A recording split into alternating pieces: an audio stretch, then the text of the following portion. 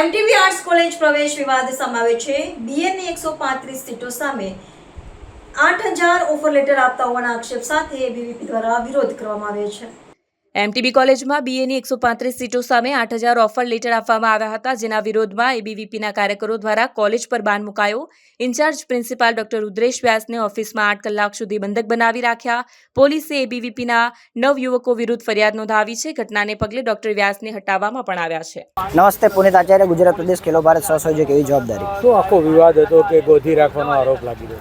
આ વિવાદ એવો હતો કે વિદ્યાર્થી પરિષદને ખબર પડી 1 વાગે કે વિદ્યાર્થીઓને કઈ સમસ્યા છે એડમિશન માટે, અને વિદ્યાર્થીઓને જ્યારે વિદ્યાર્થી પરિષદના કાર્યકર્તા ત્યાં ગયા ત્યારે એમને જાણવા મળ્યું કે 8000 ઓફર લેટર કોલેજ દ્વારા મોકલવામાં આવ્યા છે, અને 8000 ઓફર લેટર કોલેજ દ્વારા મોકલવામાં આવ્યા છે, અને કોલેજ પાસે 135 સીટ હતી અને વધારે વિદ્યાર્થીઓ આવી ગયા હતા। તે પ્રમાણે વિદ્યાર્થી પરિષદે એ મુદ્દો હાથમાં લઈને આંદોલન કર્યું હતું। આરોપ લાગી રહ્યા છે તેના બાબતે શું કહ્યું છે? કારણ કે ગોધી રાખવા કેટલો ગંભીર મામલો? આચાર્યશ્રીનું એવું કહેવું છે કે વિદ્યાર્થી પરિષદના કાર્યકર્તાઓ એમને ઓફિસમાં ગોંધી રાખ્યા હતા, પણ ક્યાંક ને ક્યાંક એવું લાગે છે આ બધા તથ્યવિહીન વાતો છે। જો અમે વિદ્યાર્થી પરિષદના કાર્યકર્તા આચાર્યશ્રીને ગોંધી રાખ્યા હોય તો પોલીસ પ્રશાસન સતત 9 કલાક સુધી અમારા આંદોલનમાં હતું જ, તો અમારી અટકાયત કેમ ના થઈ? એટલે ક્યાંક ને ક્યાંક એવું લાગે છે સાહેબ આ તથ્યવિહીન આક્ષેપો વિદ્યાર્થી નેતાઓ પર કરી રહ્યા છે। નમસ્તે, રવિ માંગરોળિયા, સુરત મહાનગર મંત્રીનું દાયિત્વ, અખિલ ભારતીય વિદ્યાર્થી પરિષદ। શું ઘટના બની હતી કે આખો આરોપ જે લાગ્યો છે કે પ્રિન્સિપાલને ગોધી રાખ્યા? 9 જુલાઈના રોજ એમટીબી આર્ટ્સ કોલેજમાં એક ઘટના બની હતી, જેમાં 135 સીટ કોલેજમાં ખાલી છે અને જેની સામે 8000 વિદ્યાર્થીઓને ઓફર લેટર મોકલવામાં આવ્યા હતા। તો ત્યારે આ 8000 વિદ્યાર્થીઓમાંથી હજારો વિદ્યાર્થીઓ કોલેજમાં પોતાના ભવિષ્યની ચિંતા કરીને એડમિશન લેવા આવે છે।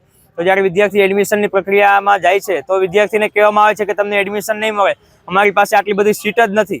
તો આ એક કોલેજ પ્રશાસન એક નિંદનીય ઘટના કહેવાય। ઘટના જે સાથે વિદ્યાર્થીઓને સાથે રાખીને એબીવીપીના કાર્યકર્તાઓ પ્રિન્સિપાલ સર પાસે જવાબ લેવા જાય છે કે સર આ ઘટના આખી શું છે અને આમાં વિદ્યાર્થીઓના ભવિષ્યની ચિંતા શું કરશો, આપ વ્યક્ત કરશો?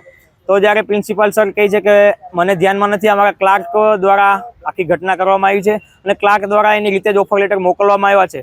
તો જ્યારે final authority person principal sir હોય તો આ ક્લાર્ક ઉપર ખાલી ખોટું પ્રિન્સિપાલ સર નાખે છે, અને સાથે અમે સતત 8 થી 9 કલાક વિદ્યાર્થીઓને સાથે રાખીને લડતા હતા।